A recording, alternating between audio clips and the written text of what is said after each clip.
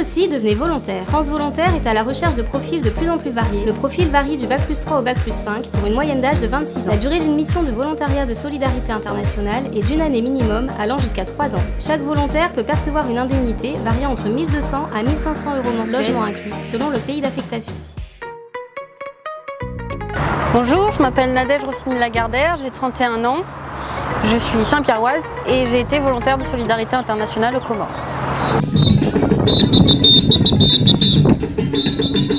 J'ai décidé de m'engager en tant que volontaire suite à ma rencontre avec un volontaire de la Réunion, à Maurice, à la commission de l'océan Indien. Moi j'ai une formation de juriste, j'ai fait toutes mes études à l'université de la Réunion. J'ai un master en droit public et une licence d'administration publique. J'ai ensuite voulu me spécialiser en relations internationales, plus spécifiquement Europe-Océan Indien. Et j'ai effectué mon stage de fin d'études à la commission de l'océan Indien. Donc j'ai postulé à une mission aux Comores. Ma structure d'accueil était le commissariat général au plan. Mais je travaillais en partenariat avec le service de coopération et d'action culturelle de l'ambassade de France aux Comores. J'étais en charge du Fonds social de développement, qui est un programme qui existe dans plusieurs pays du monde, dans les ambassades de France.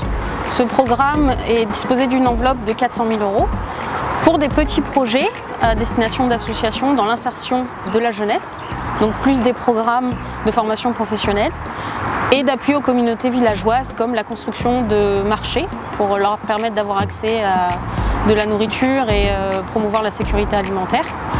Et un autre programme qui est le programme franco-comorien de co-développement. Ce programme était destiné à mobiliser les ressources financières et intellectuelles de la diaspora comorienne qui est très nombreuse en France métropolitaine, à La Réunion et à Mayotte. Donc c'était favoriser ces échanges pour des gros projets comme des adductions d'eau, des électrifications au solaire ou des projets plus socio-économiques comme des transformations de matières premières alimentaires comme le fruit à pain en chips ou de sécurité alimentaire, de l'appui à la pêche. Deux actions qui m'ont beaucoup marquée.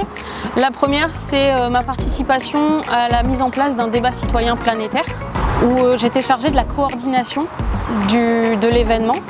J'étais en contact avec des pays à travers le monde pour organiser ce débat aux Comores pour la COP21. Un autre projet qui m'a beaucoup marqué, c'est le projet d'une distillerie d'ylang-ylang, puisqu'il faut savoir que les Comores sont le premier producteur d'ylang-ylang au monde. J'ai commencé ma mission à Anjouan, qu'on appelle l'île au parfum.